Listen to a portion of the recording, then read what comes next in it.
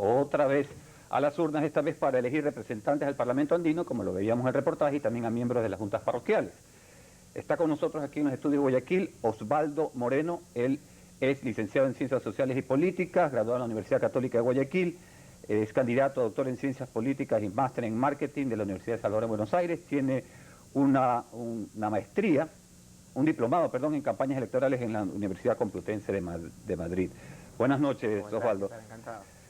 Si hay un cargo de elección popular en que los ecuatorianos no saben a ciencia cierta para qué sirve, es esto de parlamentario andino. ¿Podría, por favor, explicarnos de qué se trata? Cómo no, encantado. Primero un saludo y un abrazo a la distancia a todas las personas que nos escuchan. Bueno, si bien es cierto, la Comunidad Andina de Naciones, que tiene un historial un poquito amplio, ¿no? Empezando desde cuando fue el Acuerdo de Cartagena, el Pacto Andino, entre sus organismos, entre los organismos de representatividad, tiene lo que se llama el Parlamento Andino, la Secretaría General, la Presidencia Ejecutiva, entre otras, ¿no es cierto? El parlamentario andino como tal es el representante de cada uno de los países, que son 5, que vela en teoría por los intereses de cada país de acuerdo a las dinámicas que se estén dando por los cancilleres, por los presidentes, etcétera, de acuerdo a la política exterior de los países del bloque. Ok, y entonces ese es el trabajo que tienen que hacer los parlamentarios, pero lo que pasa es que los ecuatorianos en general no encuentran que cualquier trabajo que hagan los parlamentarios andinos los beneficie en algo o incida, los beneficie o perjudique algo en su vida diaria. Mire, señor periodista, yo soy un convencido de que más allá de lo que establece la ley, yo creo que el cargo lo hacen las personas, ¿no? ¿Verdad? Las instituciones la fortalecen sus miembros. Yo considero fundamentalmente que un parlamentario andino debe ser una persona que vele por los intereses de la República de Ecuador, principalmente. ¿A qué llamamos defensa de los intereses? Una de nuestras propuestas principales, quizás la más importante desde mi punto de vista, es que vamos a defender inclaudicablemente los intereses de todas las empresas ecuatorianas, indistintamente de su actividad, sean importadores, exportadores, donde haya un centavo de capital ecuatoriano de nuestros empresarios, nosotros vamos a ser defensores de esas tesis porque... Pero perdone, pero defender significa evitar un ataque, pero no se supone que esto es un organismo de integración donde no deberíamos ir a defender, sino a colaborar para trabajar. No, la idea es esa, pero usted puede, cuando uno es chico, con los hermanos uno los adora, pero siempre defiende sus espacios. Así sobre todo cuando son hermanos más grandes como Colombia y Perú. Sí, totalmente. O sea, nosotros consideramos que primero hay que establecer que la comunidad andina, en este caso la CAN, tiene una situación totalmente distinta al Mercosur, ¿no? ¿Verdad? Obviamente porque hay dos monstruos que son la Argentina y el Brasil, que entre las dos naciones tienen el 62% del PIB de todo lo que es Sudamérica. Nosotros consideramos que nuestros empresarios, y es bueno hacer la aclaración, cuando tienen un conflicto por aranceles, por pagos, etcétera, etcétera, como está pasando ahora con Venezuela, tiene que haber una voz que defienda a estos empresarios. Y esos deben ser los parlamentarios andinos, entre otras del actividades, Ecuador, así como defienden los intereses del Estado. Ya, tengo una curiosidad. Usted veo que es un estratega político, usted es especializado en marketing político y en campañas electorales, por lo tanto, supongo que usted sabe perfectamente lo que hay que hacer para ganar las elecciones. Sin embargo, tenemos solamente 3 semanas hasta que sean las elecciones, hasta ahora no se ve ninguna actividad.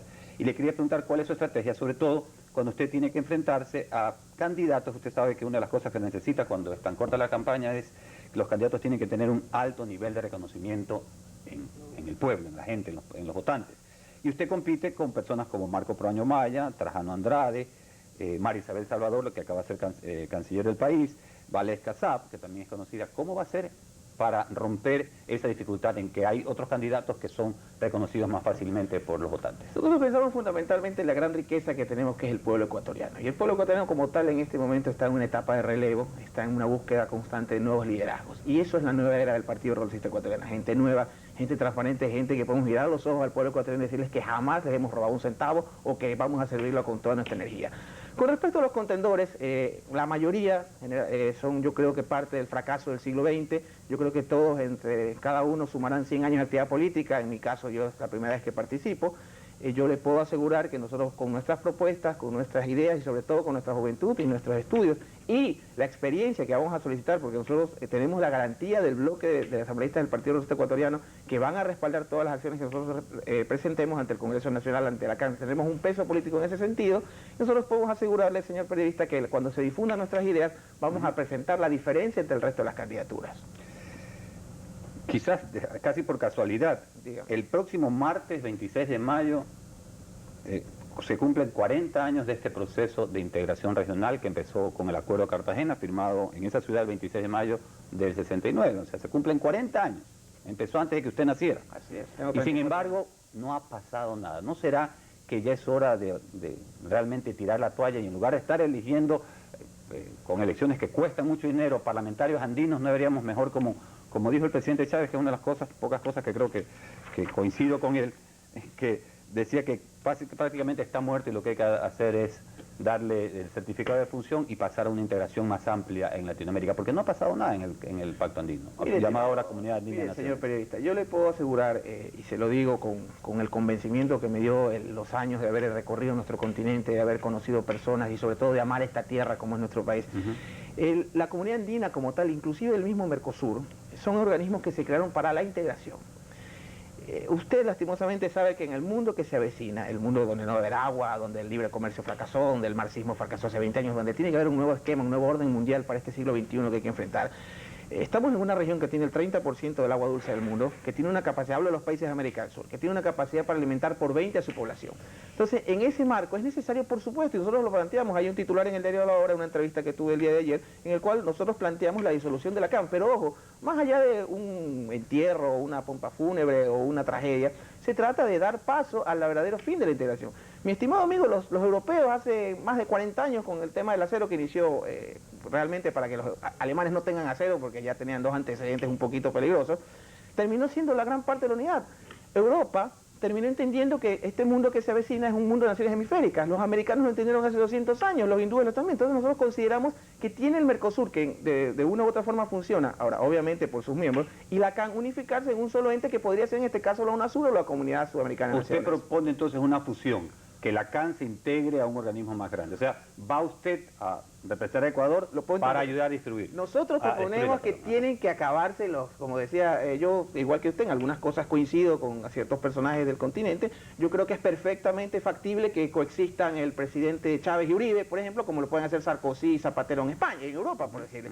Nosotros consideramos que es necesario que esta unidad de esta nación hemisférica, ¿no verdad?, nazca desde la América del Sur, ¿no es cierto? Y no como una pompa fúnebre o como un entierro, simplemente acelerar la integración más allá de la retórica y obviamente el sueño de Bolívar y San Martín, que es respetable, pero ir a la práctica de la realidad. Si nosotros, como ecuatorianos, como países de la región, ayudamos a resolver, no como un ente de intervención o de guerra preventiva, que gracias a Dios esperemos que ese cáncer nunca más se repita en esta región, pero si logramos que el conflicto colombiano se resuelva, yo considero totalmente factible que Brasil, Argentina y Colombia podrían ser lo que es Alemania, Francia e Inglaterra en la Comunidad Europea. ¿Qué opina usted de la posición, porque va a ser difícil una integración con Colombia y con Perú cuando tenemos primero efectivamente el problema de las relaciones internacionales, las relaciones con Colombia afectadas y también ¿qué opina usted de la posición del Ecuador en el sentido que se mantiene, si no aceptan las diferencias, las restricciones a las importaciones que está manteniendo el Ecuador, sencillamente el Ecuador se retira? Estimado señor, yo creo que el comercio, y hay que decirlo, el comercio es libertad,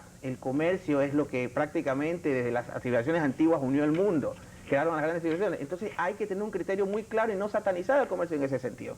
Nosotros pensamos... ¿Quién lo sataniza? No entendí. Hay muchos sectores de la izquierda radical que satanizan el comercio. Okay. Y a la inversa, hay muchos sectores de la derecha radical que satanizan el trabajo, como el caso de algunos municipios con los informales. Entonces nosotros consideramos que el trabajo tiene que ser incentivado y no castigado, tanto desde el gobierno central como el gobierno local, los empresarios, los informales. El trabajo y la educación son para mí los dos factores fundamentales para el desarrollo de los pueblos. ¿Por qué le toco este tema?